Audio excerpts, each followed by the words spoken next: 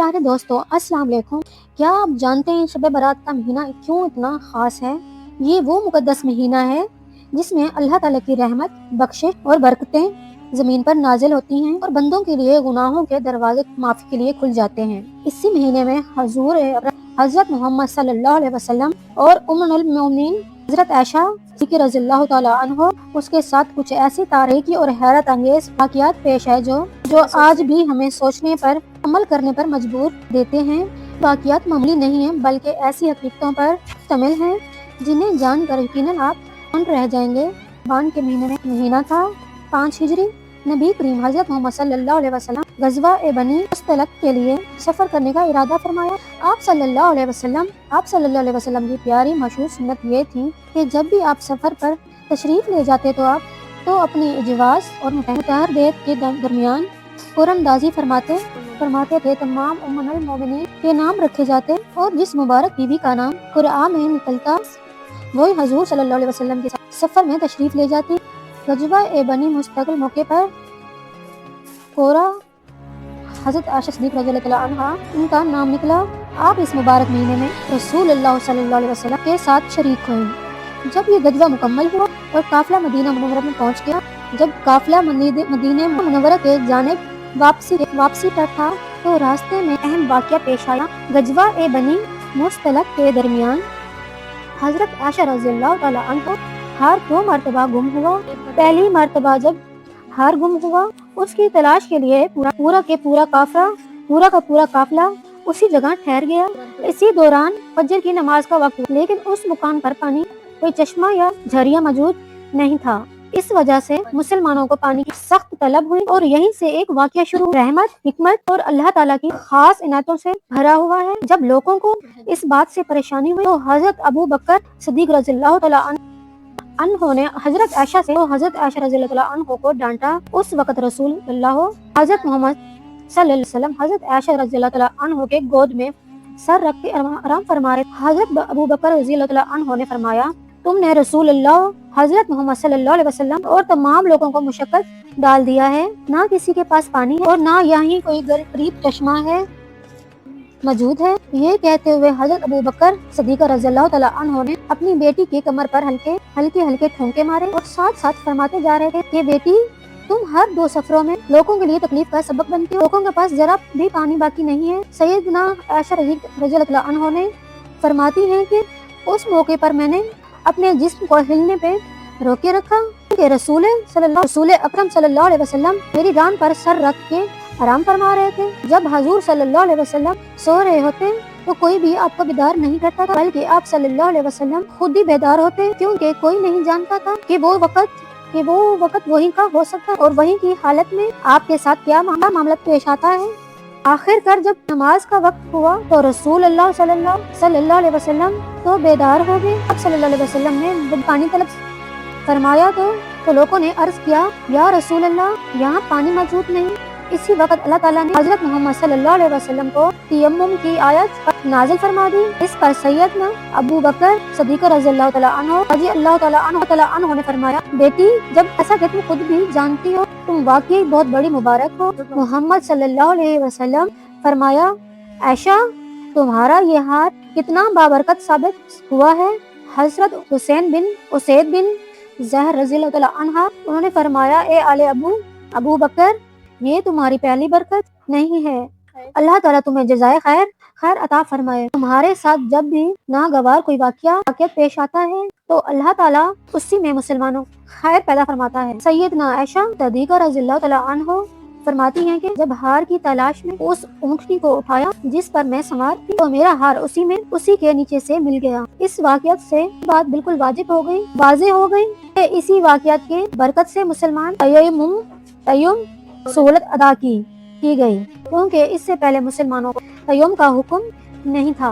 गज़वा ए बनी तलक से फारिग होकर जब रसूलुल्लाह हज़रत मोहम्मद सल्लल्लाहु अलैहि वसल्लम मदीना मुनव्वरा की जानिब रवाना हुए तो एक निहायत ही दर्दनाक वाक़या पेश आया। काफिले की रवानगी में रवाना होने की मुनादी कर दी गई तो इसी दौरान सैयदना आयशा सिद्दीक़ा रज़ियल्लाहु तआला अन्हा तब भी ज़रूरत के लिए लश्कर से कुछ दूर فاصلے پر جنگل کی طرف تشریف لے گئی۔ جب آپ اپنی ضرورت سے فارغ ہو کر واپس لوٹی تو راستے میں آپ کو اس بات کا احساس نہ ہوا کہ آپ کے گلے کا ہار ٹوٹ کر کہیں گر چکا ہے۔ لشکر گاہ کی طرف پہنچنے کے بعد جب ہار کا خیال آیا تو آپ فوراً اسے تلاش کرنے کے لیے دوبارہ جنگل کی طرف لوٹ گئی۔ ہار کی تلاش میں تو کچھ وقت لگ گیا۔ جو لوگ سیدنا عائشہ رضی اللہ تعالیٰ عنہ ہودس کو اٹھا کر اونٹ پر رکھا کرتے تھے، انہوں نے یہی گفت آپ ہمیشہ کی طرح ان ہودس میں موجود ہیں۔ اس زمانے میں عورتیں نہایت دبلی پتلی ہوا کرتی تھیں اور سیدنا عائشہ رضی اللہ تعالیٰ عنہ کم عمر اور ہلکے وزن کی تھی، اسی وجہ سے ہودس کا وزن معمول کے مطابق ہی محسوس ہوا۔ یوں ہی انہوں نے ہودس کو اٹھا کر اونٹ پہ سوار کر دیا تو پورا لشکر روانہ ہوا اور کسی کو اس بات کی احساس تک نہ ہوا کہ سیدنا عائشہ رضی اللہ تعالیٰ عنہ یہ پیچھے رہ گئی ہیں۔ ادھر کافی تلاش کے بعد ہار مل گیا۔ اس کے بعد سیدنا عائشہ رضی اللہ تعالیٰ عنہ لشکر کی طرف روانہ ہوئی، مگر وہاں جب پہنچی تو لشکر جا چکا تھا۔ دور دور تک سناٹا ہی سناٹا تھا۔ آپ نے دل میں سوچا کہ جب لوگوں کو میری غیر موجودگی کا علم ہوگا تو وہ یہیں واپس آ جائیں گے۔ اسی خیال سے آپ وہیں بیٹھ گئی اور انتظار کرنے لگی۔ کچھ دیر بعد بیٹھے بیٹھے آپ کی آنکھ لگ گئی۔ حضرت صفوان بن معطل رضی اللہ تعالیٰ عنہ کی یہ ذمہ داری تھی کہ لشکر کے پیچھے چلتے تھے تاکہ اگر کسی کا کوئی سامان گر جائے یا پیچھے رہ جائے تو اسے محفوظ کر سکے۔ اس روز بھی لشکر کے پیچھے تھے، تب بھی وہ اسی جگہ پہنچے جہاں لشکر پہلے ٹھہرا ہوا تھا تو دور سے انہوں نے ایک شخص کو سویا ہوا دیکھا۔ قریب آئے تو پہچان لیا۔ دیکھتے ہی انہوں نے پڑھا انا للہ و انا الیہ راجعون، تو ان کی آواز سن کر سیدنا عائشہ رضی اللہ تعالیٰ عنہ نے جاگ گئی۔ جیسے ہی آپ نے حضرت صفوان بن معطل رضی اللہ تعالیٰ عنہ کو دیکھا، فوراً اپنی چادر سے چہرہ ڈھانپ لیا۔ حضرت صفوان بن معطل رضی اللہ تعالیٰ عنہ نے اس صورتحال پر حیران، مگر انہوں نے اپنی زبان سے ایک لفظ بھی نہیں کہا اور نہ ہی سیدنا عائشہ رضی اللہ تعالیٰ عنہ نے نہ ہی ان سے کوئی بات کی۔ انہوں نے اٹھنی اپنے قریب بٹھا دی، صرف اتنا کہا کہ آپ سوار ہو جائیے۔ سیدنا عائشہ رضی اللہ تعالیٰ عنہ ان پر بیٹھ گئی تو انہوں نے دل میں کہا اللہ تعالیٰ ہی میرے لیے کافی ہے اور وہی سب سے بڑا اور وہی سب سے میرے لیے بہتر ترین سہارا ہے۔ سیدنا عائشہ اونٹنی پہ سوار ہونے کے بعد حضرت صفوان بن معطل رضی اللہ تعالیٰ عنہ نے اونٹ کو اٹھایا، اس کی رسی پکڑی اور چل پڑے۔ چلتے وہ دونوں لشکر میں جا پہنچے۔ اس وقت لشکر نقل اسد کی کام پر دوپہر کے وقت پڑاؤ ڈالے ہوئے تھا۔ جب وہ لشکر میں پہنچے تو منافقوں کے سردار عبداللہ بن ایک نیا بہتان لگانے کا موقع ملا۔ اس نے کہنا شروع کر دیا کہ یہ عورت کون ہے، اسے صفوان اپنے ساتھ لے آیا ہے۔ اس کے ساتھ ہی منافقوں کی زبانیں چل پڑی۔ کسی نے کہا کہ یہ عائشہ ہے، پھر باتوں کو ادھر ادھر مڑ کر پورے لشکر میں پھیلا دیا گیا۔ جب لشکر مدینہ منورہ میں پہنچا، عبداللہ بن ابی نے اس جھوٹی افواہ کو اور زیادہ پھیلانے کی کوشش کی۔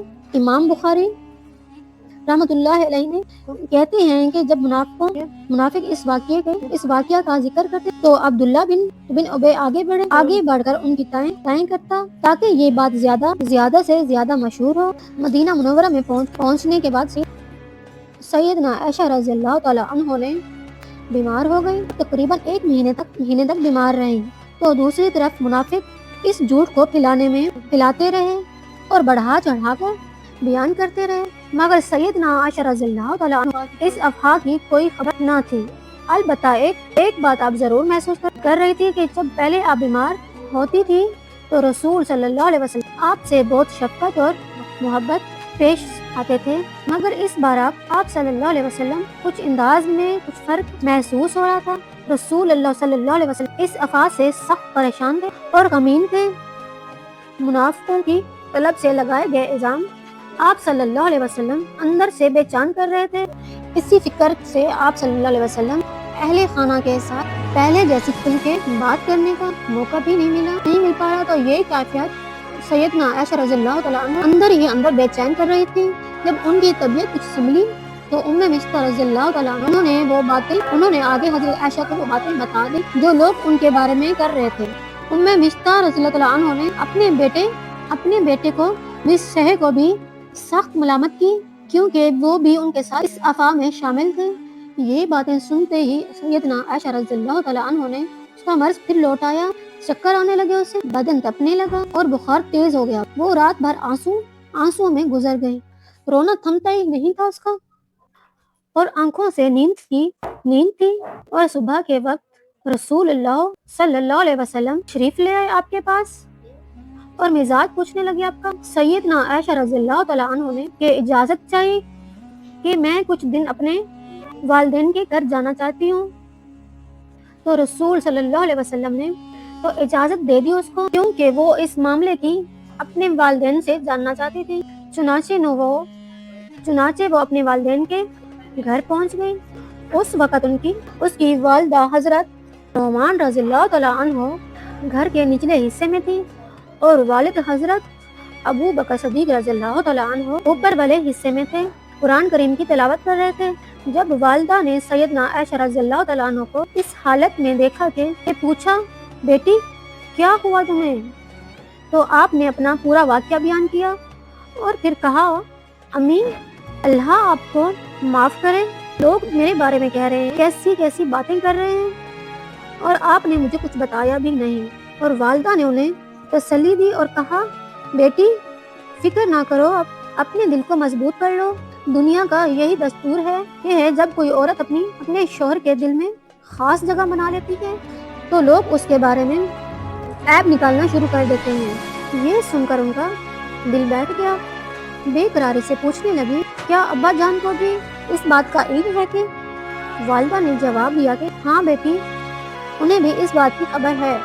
یہ سنتے ہی عائشہ رضی اللہ تعالیٰ اور غمگین ہو گئی، آنکھوں سے آنسو بہنے لگے اور رونے کی عافیت میں ان کی آواز بلند ہو گئی۔ جب والد کے کانوں پر یہ آواز پہنچی تو فوراً نیچے آ گئے، فوراً نیچے تشریف لائے اور والدہ سے پوچھا کہ کیا ہوا، یہ کیوں رو رہی ہے؟ والدہ نے بتایا کہ جو افواہیں لوگ پھیلا رہے ہیں، اب انہیں ان چیزوں کا علم ہو چکا ہے۔ یہ سن کر والد بھی رو پڑے، والدہ بھی رو رہی تھی، اور سیدنا عائشہ رضی اللہ تعالیٰ عنہ خود بھی رو رہی تھی۔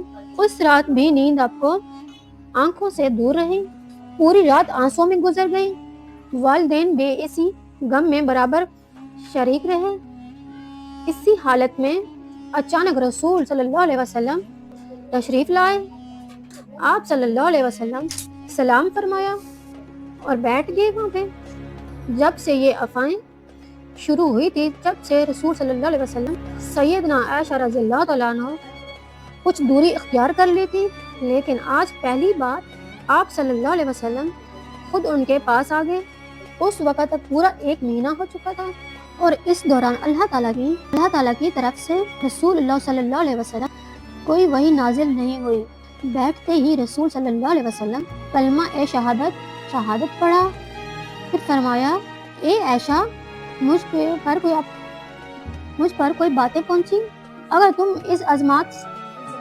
اس الزام سے پاک ہو تو اللہ تعالیٰ خود تمہاری بے گناہی ظاہر فرما دیں گے۔ اگر کوئی غلطی بھی ہوئی ہے تم سے تو اللہ تعالیٰ سے معافی مانگو اور توبہ کرو، کیونکہ جب کوئی بندہ اپنے گناہوں کا اعتراف کرتا ہے، توبہ کرتا ہے، تو اللہ تعالیٰ توبہ قبول کر لیتا ہے۔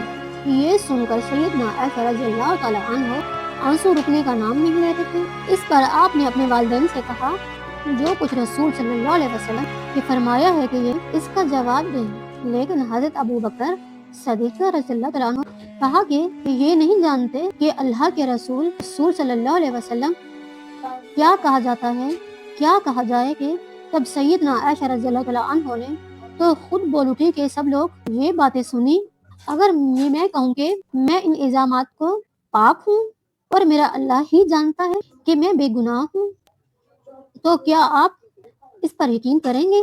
اور اگر میں یہ کہہ دوں کہ میں بے قصور ہوں، اگر یہ میں کہہ دوں کہ میں بے قصور نہیں ہوں، اسی لیے میں صبر کروں گی اور اپنے دکھ اور درد کو شکایت سے صرف اپنے اللہ سے کروں گی۔ یہ کہہ کر سیدنا عائشہ رضی اللہ تعالیٰ عنہ نے اٹھی اور اپنے بستر پر لیٹ گئی۔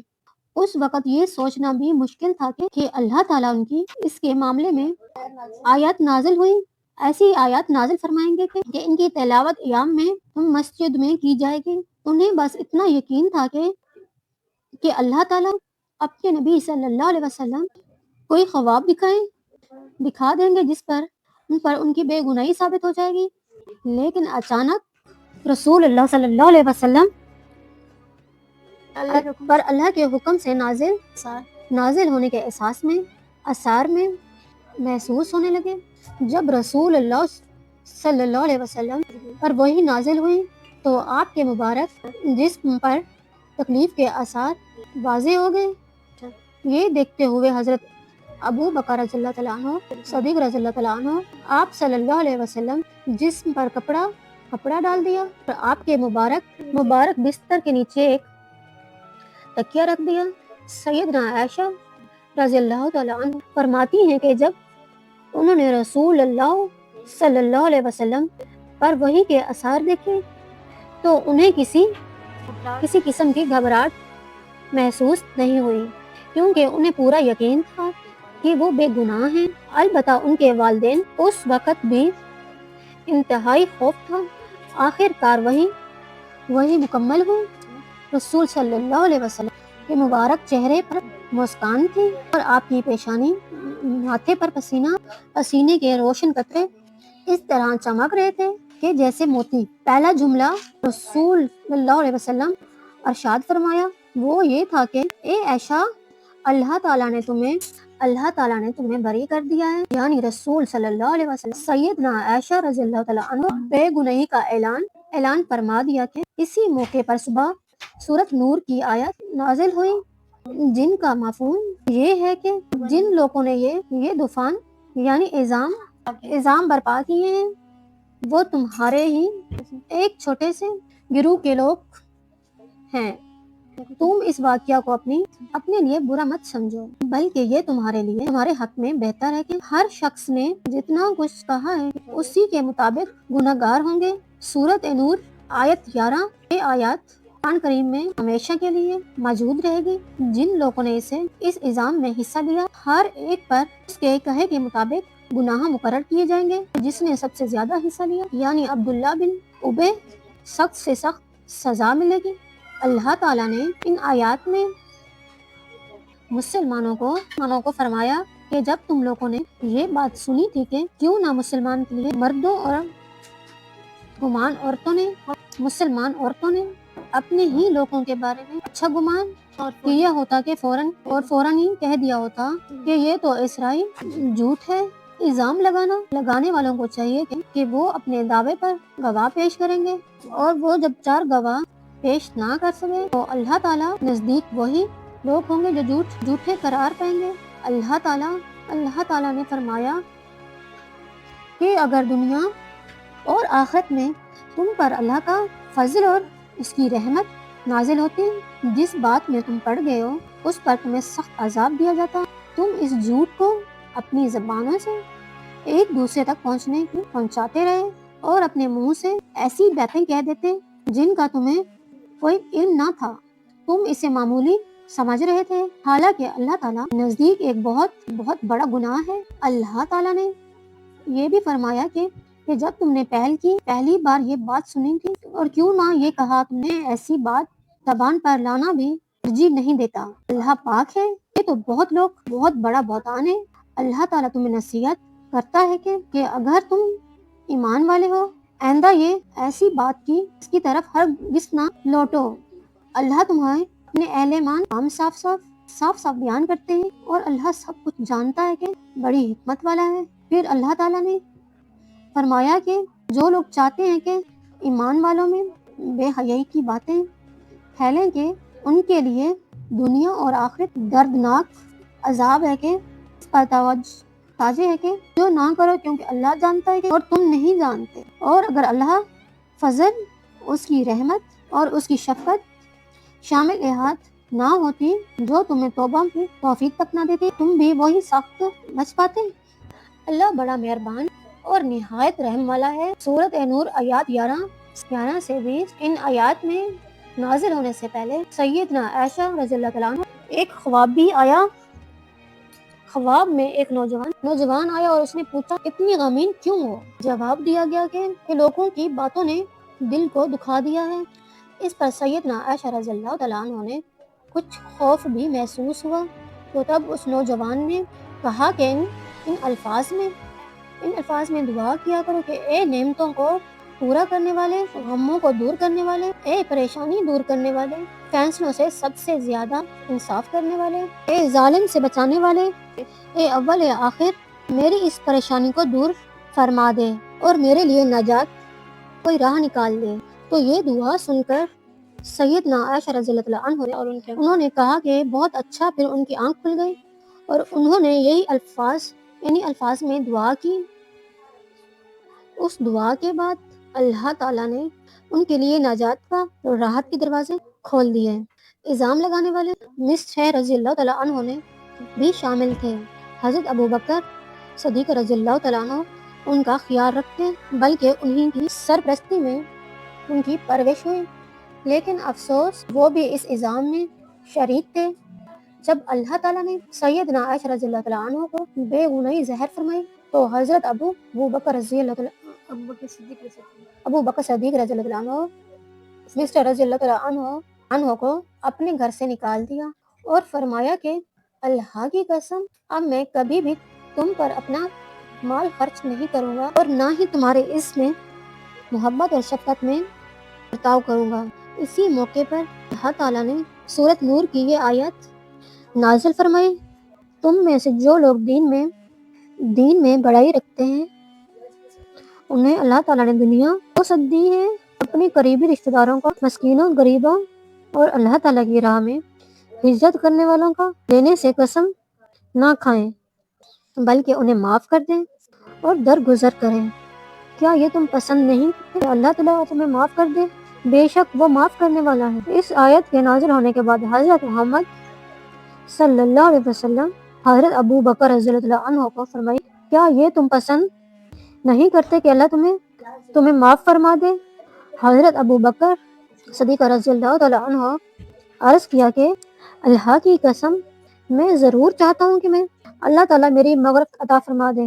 اس کے بعد مصر رضی اللہ تعالیٰ عنہ نے ان کے پاس گئے اور جو مالی مدد انہوں نے بند کر دی تھی دوبارہ دینے کا فیصلہ کیا، صرف جاری نہیں کی بلکہ ڈبل کر دی، اور فرمایا کہ اللہ کی قسم کہ اب میں کبھی بھی مصر کا خرچہ بند نہیں کروں گا۔ مصر رضی اللہ عنہ اپنی قسم کا کفارہ بھی عطا کیا۔ اب ہم آپ کو شعبان کی برکت والی رات کے بارے میں بتاتے ہیں۔